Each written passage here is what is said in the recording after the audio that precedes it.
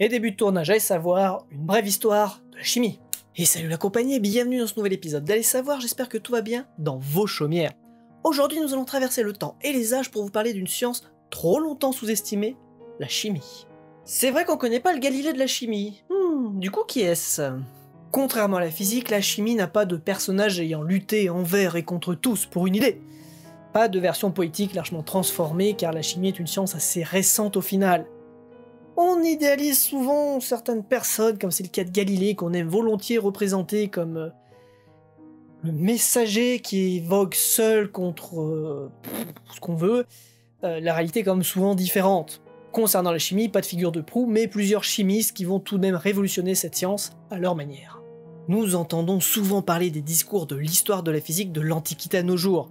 Malgré quelques époques où quelques pièges ont pu avoir lieu donnant naissance à des figures de proue de la pensée de la physique moderne, le train des découvertes de la physique n'a que, au final, peu été ralenti de l'Antiquité à nos jours. Par contre, il y a une autre science, souvent rattachée à la physique car intimement liée, qui n'a pas du tout connu le même sort. Les fondations de la chimie se sont construites sur les cadavres des sciences occultes et obscures. Et oui, pour une fois que c'est dans ce sens, on va en profiter.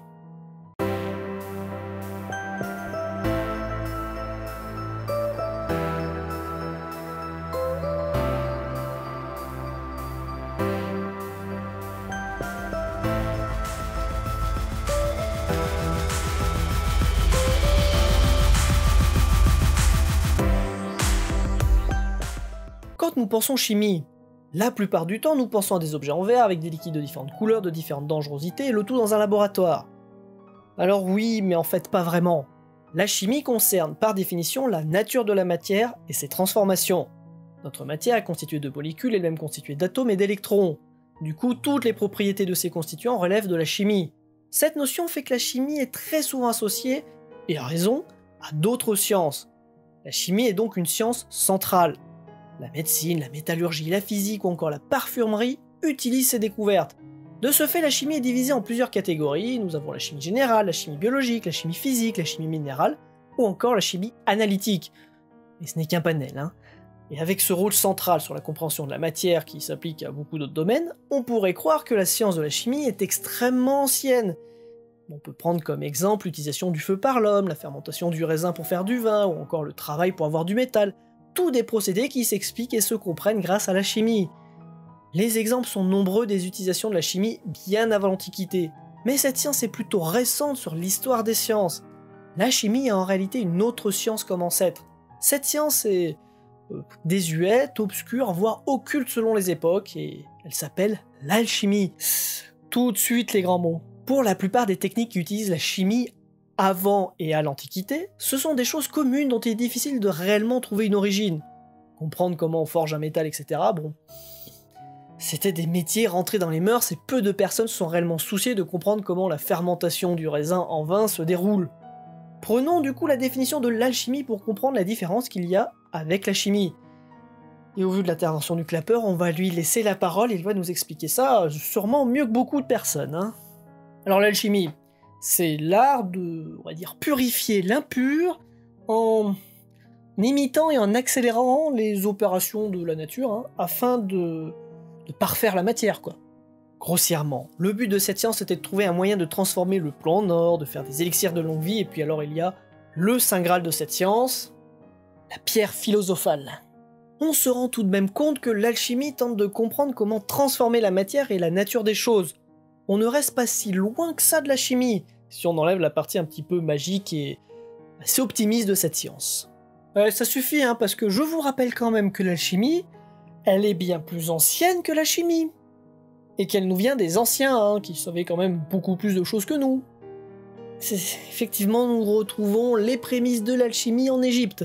Ces papyrus, écrits en grec datés du 3e siècle avant Jésus-Christ, découverts près de Thèbes, sont des recettes permettant de donner l'apparence de l'or ou de l'argent à d'autres métaux. Bien évidemment, ces recettes ne fonctionnent pas, hein. Ça, c'est parce que tu sais pas utiliser la recette.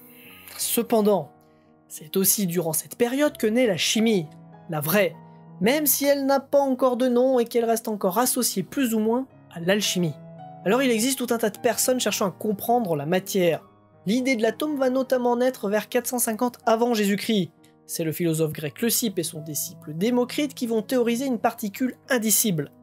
Cependant, ces adeptes seront beaucoup moins influents qu'un célèbre Aristote adepte d'une décomposition de la nature en 4 éléments: l'eau, la terre, le feu et l'air. Bref, nous sommes encore loin de la réalité et loin de la chimie, même pour les théories atomistes. À cette époque, ces idées relevaient plus du courant philosophique et non du débat purement scientifique, les instruments et expériences de l'époque n'étant pas assez évolués pour prouver quelconque hypothèse. Et puis vient le Moyen-Âge où l'alchimie là sera en vogue. 1417, certains écrits, ceux de Lucrèce sur l'atome, sont redécouverts, mais son auteur est considéré comme impie, ils sont donc considérés comme faux. Et puis en 1624, 2 savants français veulent démontrer l'existence des atomes, mais ils seront arrêtés et menacés s'ils poursuivent ce but. Ah, la religion, c'est toujours un plaisir de les voir littéralement piétiner les scientifiques, même encore aujourd'hui, ça écoute pas. Mais tout est lancé. L'étude sur les atomes va progressivement commencer à prendre de l'ampleur. Globalement, la chimie va se ranger du côté de l'atome et s'opposer naturellement à la doctrine aristotélicienne des 4 éléments. Il faudra attendre 1661 pour voir les prémices de la chimie en tant que science indépendante. L'anglais Robert Boyle va publier un ouvrage intitulé The Skeptical Chemist, le but étant de faire une petite distinction entre l'alchimie et la chimie. Cependant, il est à noter que ces recherches sur l'atome ne seront pas très significatives et même plutôt hasardeuses.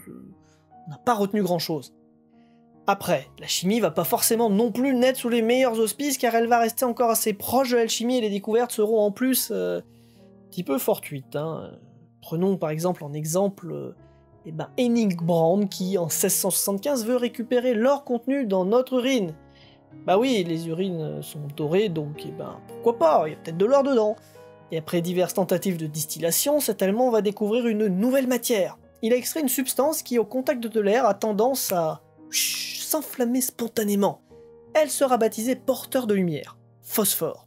Cet atome, car il s'agit bien là d'un atome, on le retrouve dans les allumettes, vous savez, le bout rouge quand on gratte et psh. Et bah oui, ça a été découvert par hasard en essayant de récupérer de l'or dans des urines.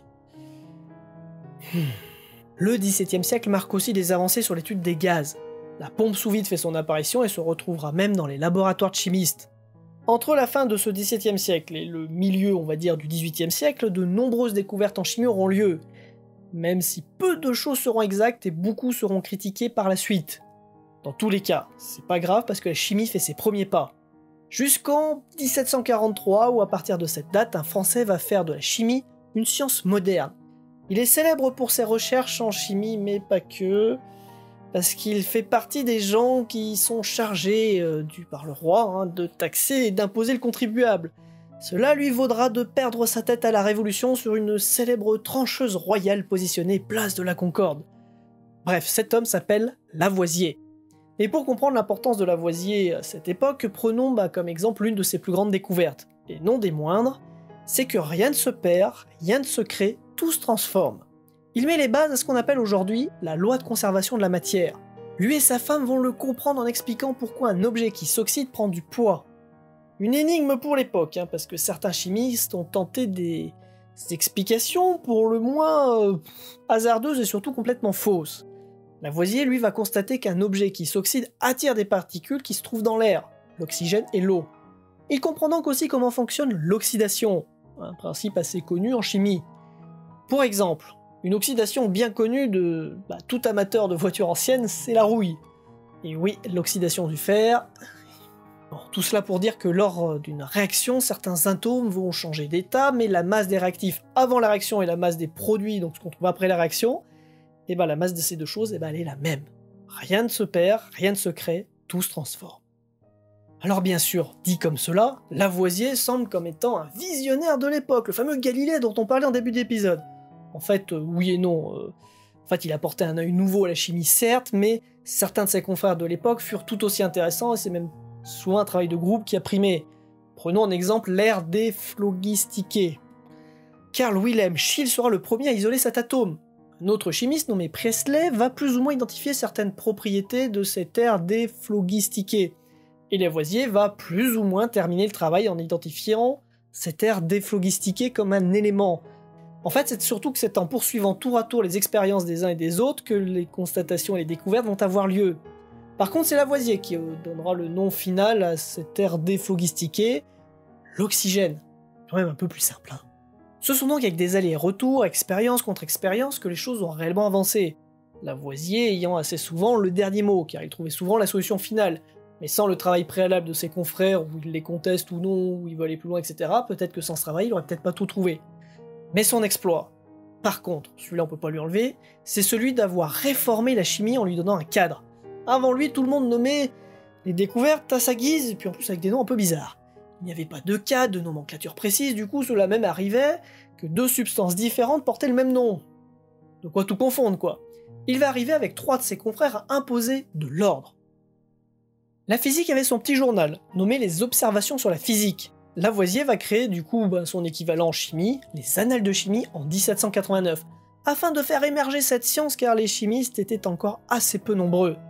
Et puis je viens d'évoquer 1789, Révolution française, et comme on l'a dit en introduisant Monsieur Lavoisier, celui-ci finira sur la guillotine en 1794 car il était du mauvais côté avant la Révolution en taxant et imposant les plus modestes et pauvres du pays.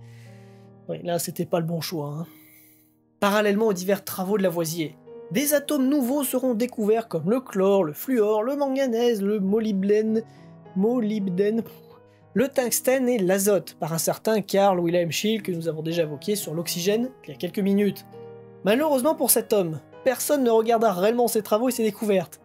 Et du coup, celles-ci furent associées à d'autres personnes. Hein. La loi de Stigler, je sais pas si certains d'entre vous se souviennent de cet épisode, elle vient encore de frapper dans le domaine, cette fois-ci, de la chimie.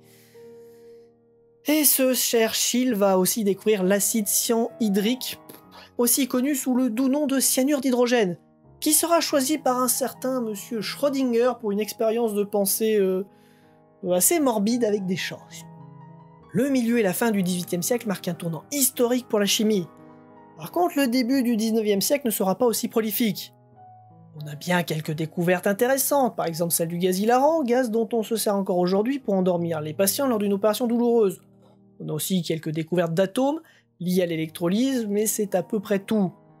On a par contre une loi assez intéressante, mais qui à l'époque sera un petit peu contestée, on ne sait pas si elle est vraie, pas vraie, celle d'Avogadro-Ampère. Importante comme je l'ai dit, parce qu'elle va permettre de déterminer la taille et la masse molaire des atomes, sans oublier qu'elle permet aussi d'apporter une certaine distinction entre atomes et molécules, chose qu'on faisait pas, enfin la différence n'était pas vraiment explicite à l'époque. Cependant, même si ces découvertes ne sont pas forcément extrêmement importantes pour l'époque, la chimie devient quand même progressivement une science à part entière qui se désolidarise cette fois-ci complètement de la chimie. On passe d'une science dépendante aussi d'autres sciences comme la médecine, la métallurgie ou encore la parfumerie, à une science à part entière. La chimie se professionnalise avec les découvertes de la fin du XVIIIe siècle. Des revues scientifiques émergent, et au milieu du XIXe siècle, des sociétés de chimie se fondent partout en Europe. La chimie devient même enseignée dans l'enseignement supérieur.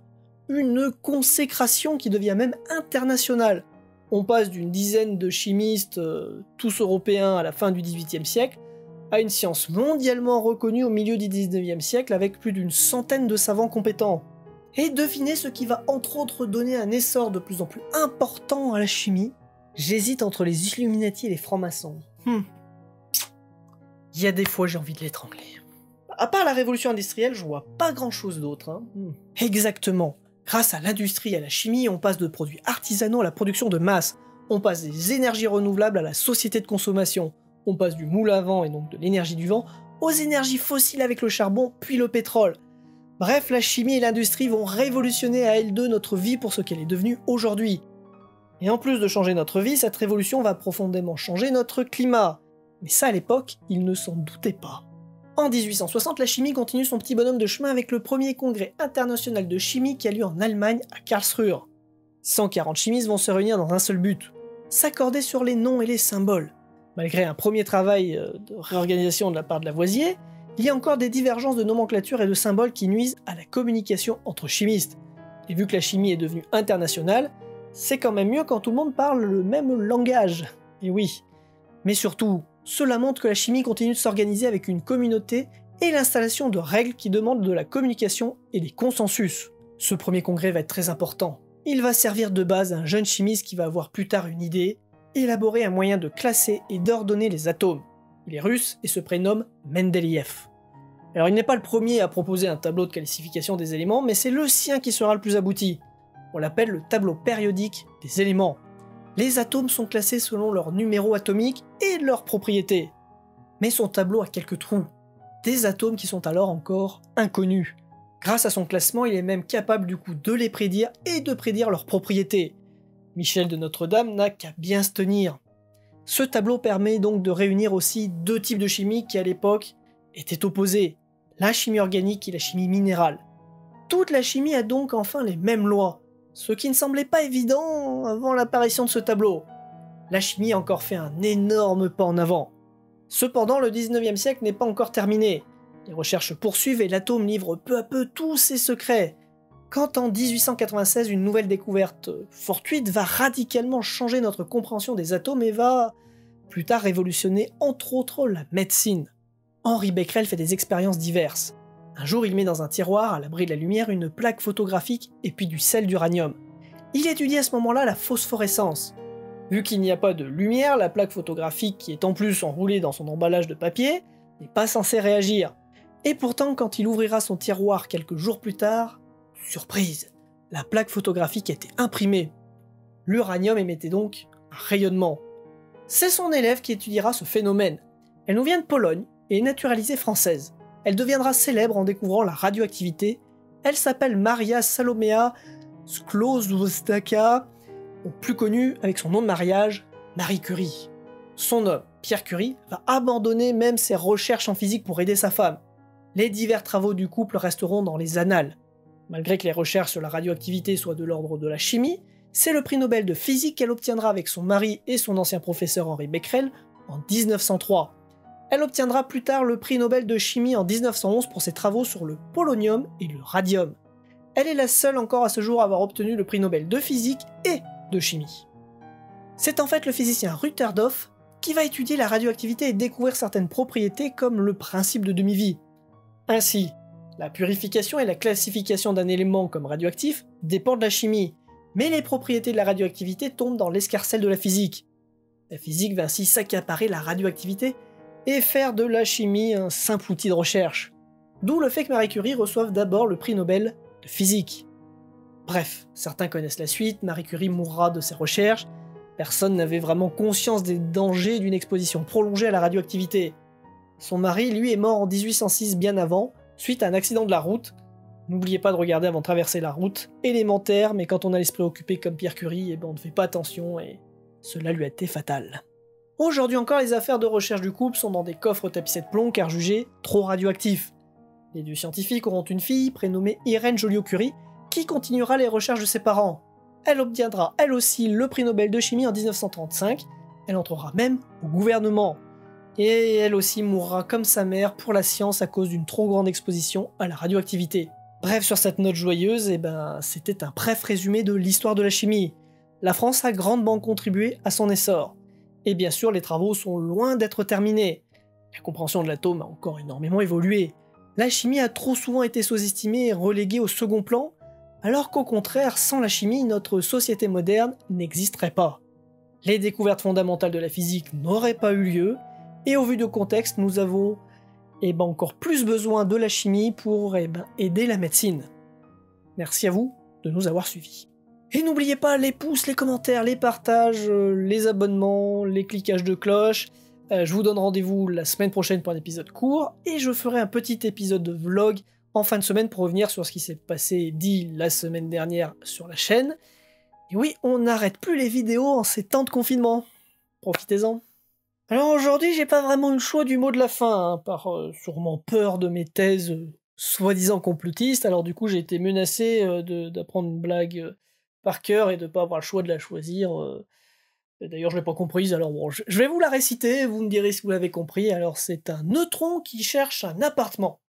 Un propriétaire lui fait visiter et à la fin, le neutron demande « Le loyer me va, mais inclut-il les charges ?»